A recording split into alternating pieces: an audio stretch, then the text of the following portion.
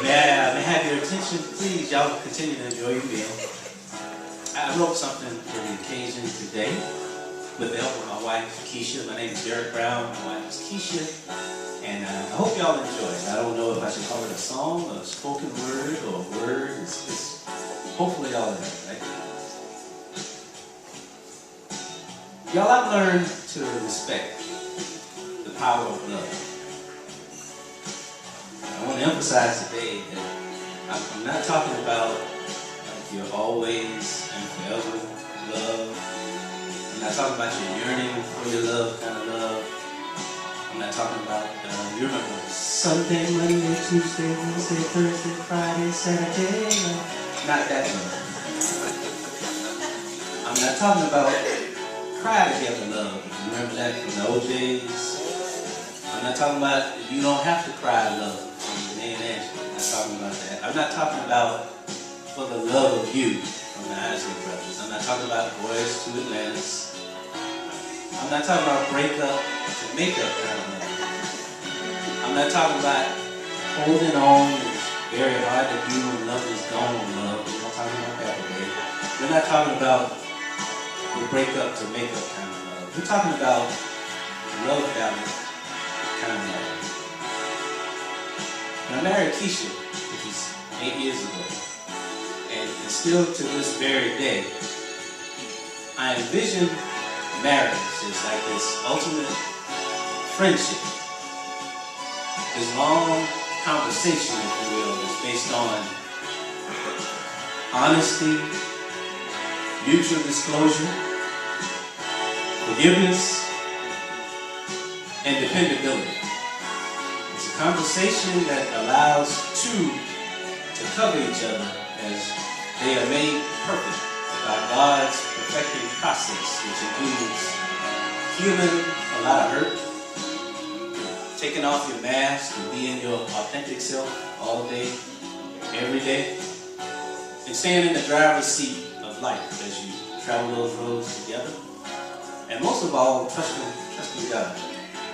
So that we all walk in the peace and the comfort, joy, faith, and hope that we call love.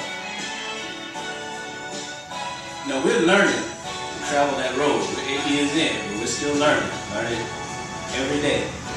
And to achieve that level of friendship, you gotta do a lot more than pat yourself on the back on your anniversary, and you gotta do a lot of unlearning, especially from a lot of the messages we receive and a lot of our songs, a lot of ones that I just mentioned. And in that process of unlearning, we're learning that achieving love's vision needs some revision. A whole lot of relationship, maybe a little less religion. A lot of decision, a little precision, a couple of setbacks, even some head-on collisions.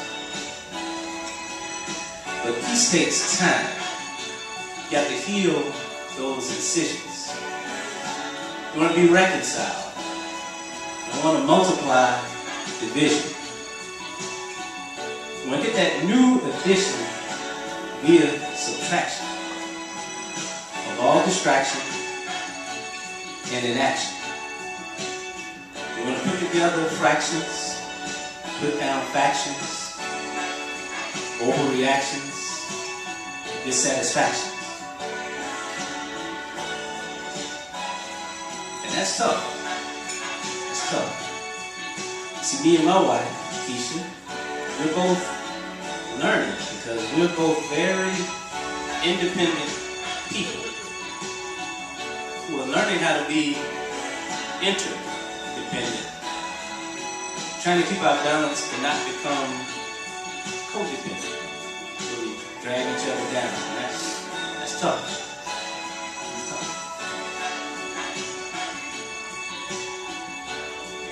And what we have is much more than they could see.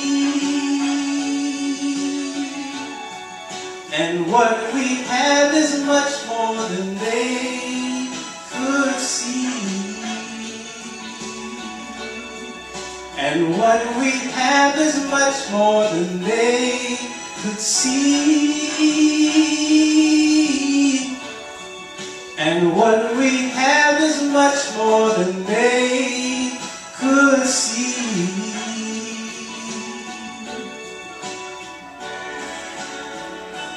We're learning how to pray for each other's dreams and not just our own.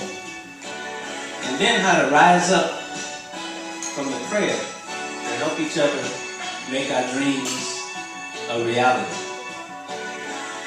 And I'm learning how to pray for God to change my heart and not my wife's. We want to speak each other's love language, yeah, but we also want to use a vernacular and everyday language of kindness, care, concern, and respect. One that does away with talk like, oh girl, I'm just playing. I'm just joking.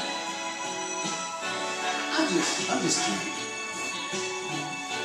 Because that word just is a little microaggressive. And believe it or not, it injects a very slow-acting poison into your fellowship that can just blow up on you at any time. We want to build a home that's a refuge of peace and support. We want to do for each other even when we don't feel like it.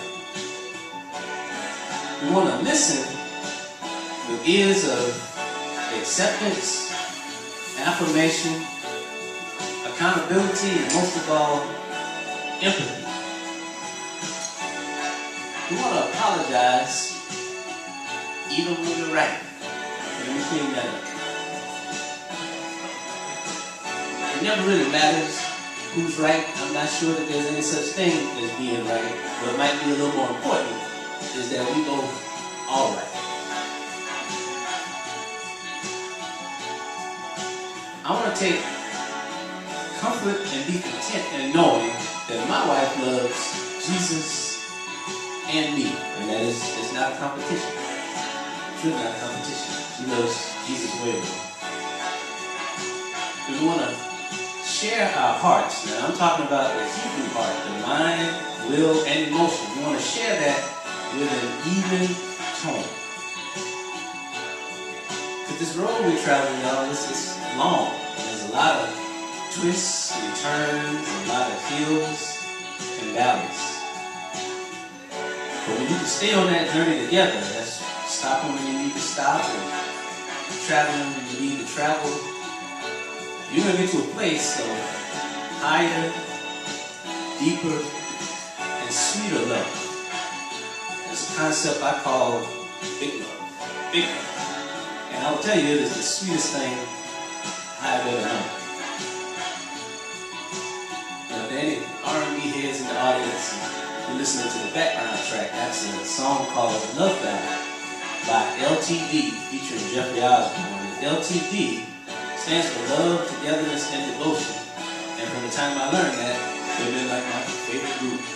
And I first heard this song when I was 6 years old. And I want to tell you something. It became my favorite slow jam, but there's no way I should have had a favorite slow jam when I was 6 years old. But in all honesty and disclosure, my dad was a DJ, among many other things. And my dad DJ'd at all the holes in the wall and all the juke joints. Our family had its own juke joint, where we had all the family parties, and then they sent the kids home, and then they partied like adults. So let me simplify it by saying I knew a whole lot more about slow jams than I should have known. And it produced a very warped sense of love, family, and relationships, because I was living those words. And I'm a musician now, but even when I was young, I have a talented ear. I can hear everything in a song, every note, every nuance, and every emotion, and most of all, every word, and I understood a lot of them, at least how to say them. Not at all about how to live them. So my testimony today is I've been doing a whole lot of unlearning and relearning. So when I do music now in my little home studio, I pulled this song up because I didn't listen to R&B music for a long time. And as I slowly began to revisit the songs that I knew said the things that the guys would want us to say to each other, I pulled this one up because I always remember, I got this memory of Jeffrey Osborne singing this song on Soul Train. Because when I was little, I didn't know that they didn't really sing on Soul Train.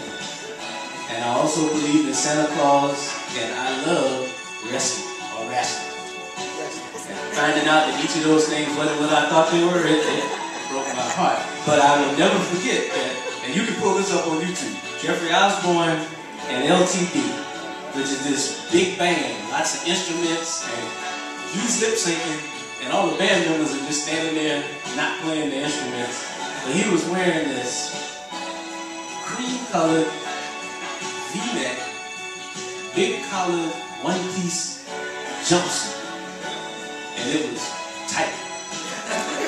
And he had on these knee-high, some people call them cognac-colored boots, you know, like the colors that are very popular now. My dad calls them saddle brown boots. So even with all of that going on in the background, and even with him not singing, the way he lip-synced that song was powerful to me. Because you saw somebody who was testifying about something that he had in his life, and he wanted you to know about it.